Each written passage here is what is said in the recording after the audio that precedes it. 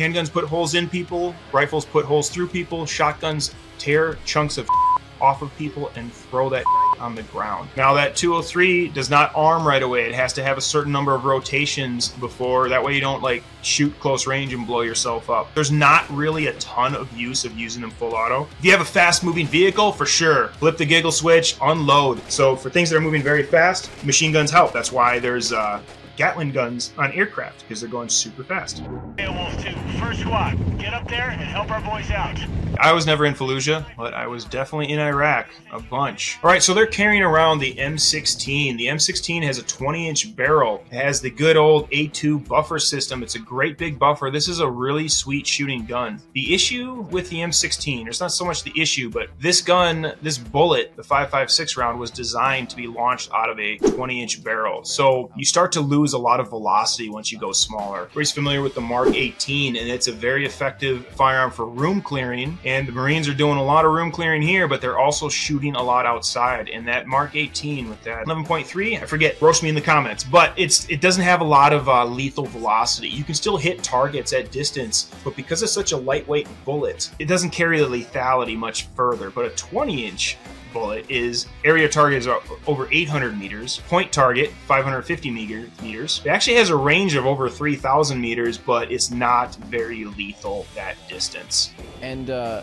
so we're using an ACOG. An ACOG is a prism sight. There's generally 3 types of optic setups. You have a red dot, and if you want to get fancy, a red dot with a magnifier. Then you have a prism sight. Prisms are wonderful. They're very durable. If you notice that red thing on top, that's a fiber optic, piece of fiber optic. It collects the light and it illuminates a chevron. And we use those chevrons to gauge distance, not just for aiming, but at a certain distance, you put that on the shoulders of a man, and with the hash marks, for your average sized person, you can roughly tell how far away they are, so you can use what's called holdovers. Gravity is always affecting bullets, and so when you zero your rifle, I like to do a 100-yard zero. A 50-yard zero is very common. 50-yard zero, that means that bullet is traveling up and hitting the target at 50 yards and at the same place a little bit past 200 yards, so it's going to start to arc. But in between there, for a man-sized target, you just aim center mass, and it's going to end a little higher or a little lower. The lethality with this round is velocity. It creates searing-style wounds with enough velocity, and it's a very effective round. This is an intermediate cartridge. I think in 1928, the U.S. military was advised to switch to an intermediate caliber cartridge, and we were like, nah! We kept using big honking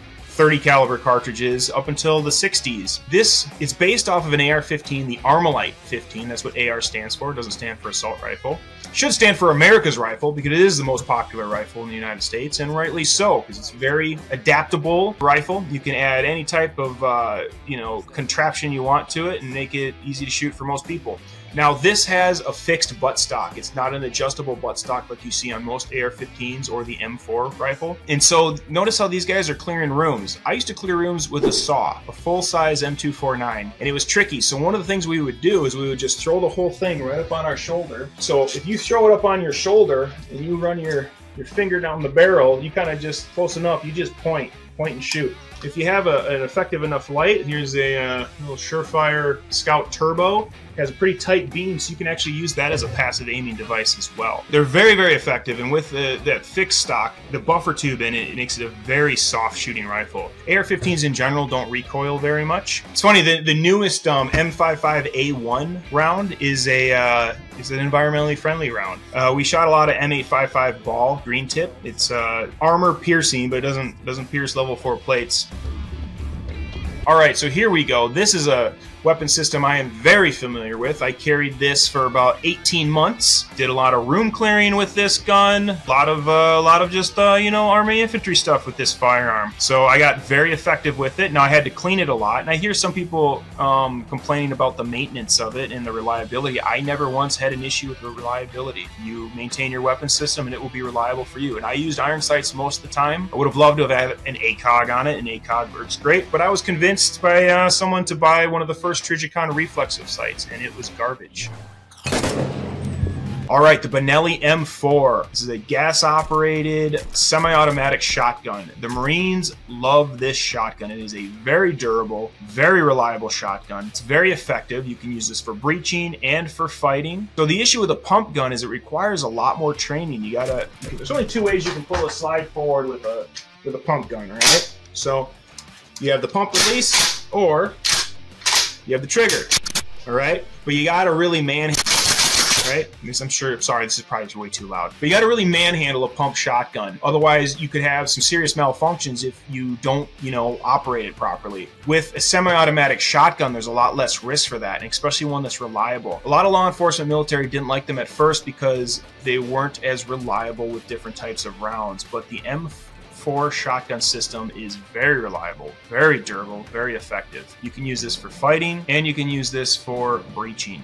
Contacts right now. So an issue with running around with just a shotgun, though, is range. Again, they're very effective, but also the rounds are huge. Look at the size of these rounds here. They're ginormous compared to a normal rifle round, right? So you can only carry so many of them because they're heavy and they take up a lot of space. Having a shotgun in your squad is a force multiplier when it's used properly. And these are great. I don't have one of these. I'm debating between this and the new Beretta 1301 Tactical, which is a sexy gun. So yeah, I would often carry either a Mossberg 500, a Winchester 1200, or a Remington 870. We were issued all three, and sometimes I would have it on a wolf tail, and then it would be strapped to my belt below while I still ran the saw, and my pistol. I carried a Beretta M9 all years, 8 years I was in the infantry.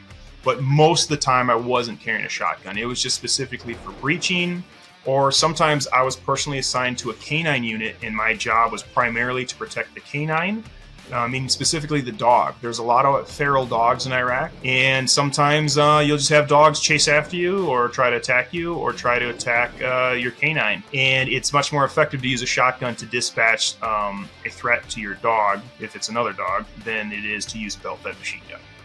Yeah, go ahead. Jesus Christ, they keep coming.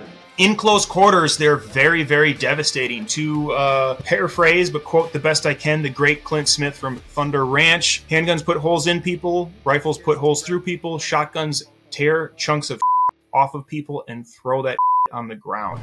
And here we go. We have the saw, squad automatic weapon. The Marines would often use these as crew serve weapons, so you would have an A gunner, which would just help you out, carry a tripod, so you can mount these on a big tripod, but they have bipods that come with them. Often, I would actually remove the bipods and just kind of just run it, depending upon what type of missions we were going. So they have 200-round plastic drums, and I would usually have at least 2 of those on me, but I would often like to carry, or I'd usually like to carry what we called nut sacks, and they were nylon and plastic, basically pouches that you would fill 100 rounds in, and they were a lot quieter. They were easier to maneuver. Now, it's half the ammunition, but here we go. We're reloading right now. It doesn't take a long time to reload this thing. It's a little quicker with an M16, M4, AR-15, but I got pretty quick at reloading this thing. I thought it was very reliable. I thought it was a force multiplier. It's great to have a, squad automatic weapons guy on each fire team. We, in the Army, didn't treat it like a crew served weapon. We just had one dude, and I would carry between 1,200 rounds on my person to 800 rounds. Keep in mind, I'm a big boy,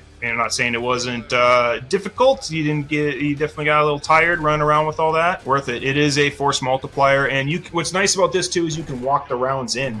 All right, so we got an M4, traditional carry handle, hashtag carry handle gang. So you see how he's doing the machine gun thing? AR-15s are actually a little more difficult than some other rifles, and definitely more difficult to control than a submachine gun. There's not really a ton of use of using them full auto. If you have a fast moving vehicle, for sure, flip the giggle switch, unload. So for things that are moving very fast, machine guns help. That's why there's Gatling guns on aircraft, because they're going super fast. But for the most part, in most firefights, you're going to be in semi-auto because you have better control of the weapon system. You can fire it still very, very fast, but you're going to be more accurate and you're going to waste less ammunition. So when you're in a firefight in a city or in the middle of nowhere, resupply is kind of really important, and sometimes you can't get resupplied, so you have to use what's on you. You have to be careful with the amount of ammunition that you're using. And there's also a thing called suppressive fire, so you got to take that into consideration. Suppressive fire is when you're shooting and you're not actually trying to kill the bad guy, you're trying to keep them pinned down. And there's multiple reasons for that. Like say your buddies want to get moving, you're going to lay suppressive fire so nobody's shooting at them, you're keeping their heads down. Like say you want to keep them pinned for your aircraft to come and drop a big fancy bomb on them. Lots of reasons for suppressive fire, but that also takes up ammunition. So you really do want to keep track of how much ammo you're shooting. You don't want to just blast out full auto all the time. Even when I'm shooting my saw, you know, I am keeping track of how much ammunition I'm shooting. I'm not just like unloading forever. You don't want to heat up your gun too much either. You can start to warp the barrel and you can burn yourself. It's just, there's a lot of reasons you usually don't go full auto. And we have the ACOG. ACOG is a wonderful aiming system. The only major downside to the ACOG is eye relief. So I run an LPVO on my rifle.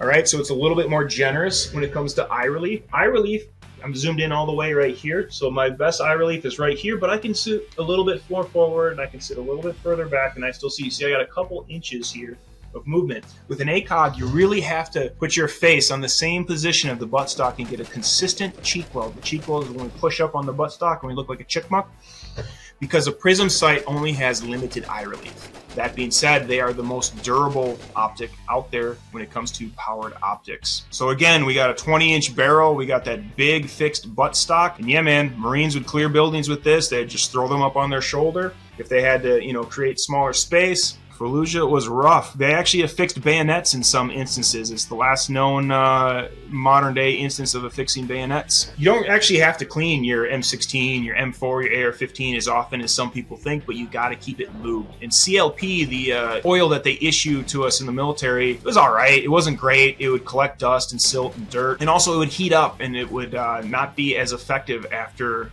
you know, you started firing a lot of rounds. So I would run a rem oil. Rem oil, you got an issue of like, it atomizes the particles. It's not very healthy for you.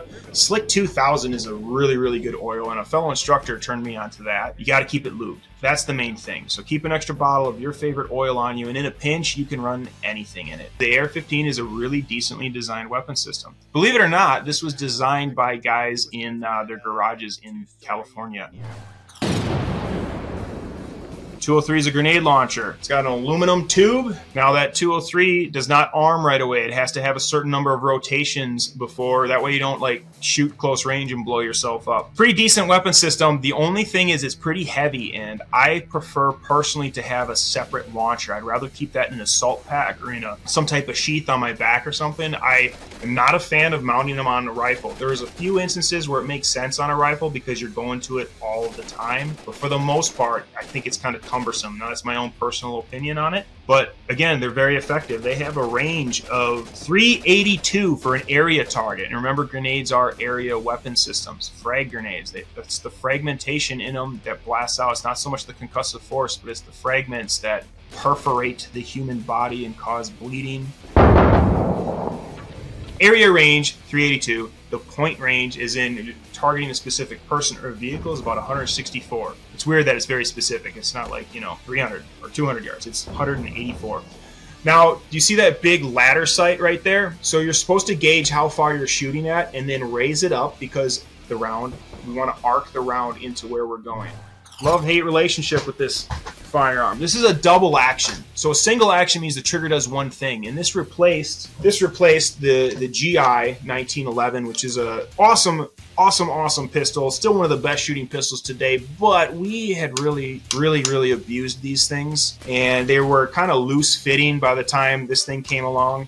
Now, I think we just should have gone with a better single-action gun. There was some issues with frames cracking at first, and it is a rather big, chonky grip, so not everybody in the military has big hands like me. I kind of like the grip a lot, but a lot of people had a hard time wrapping their hand around it, and a lot of people had a hard time shooting it with gloves. If you like Die Hard, if you like Lethal Weapon, if you like 80s action movies, if you like history and military history stuff, definitely go out and get a Beretta. Just not the best combat pistol, in my humble opinion. All right, folks, let me know what you think. I think my favorite weapons in this game, at least from the ones we went over, man, it's hard to beat the classic M16, but I think I'm going to stick a tie between the M4, the Benelli M4, which is such an effective shotgun, but it's so niche, you can't go wrong with the standard M4. It's such a wonderful rifle. You keep it lubed, you keep it maintained, and it will work for you. Definitely not a fan of the Beretta M9 in a combat theater. No me gusta, not a fan. Let me know what your favorite is. Let me know what you would take with you if you had to go to Fallujah tomorrow and could take anything you want, or if you just had to take what's in your house. I read the comments. Make sure you leave one. Leave a funny one. The funnier the better. If you want to follow me on my adventures, I'm Mav11B on Instagram and Thunderpunk Radio on all the social medias. And look forward to seeing you next time.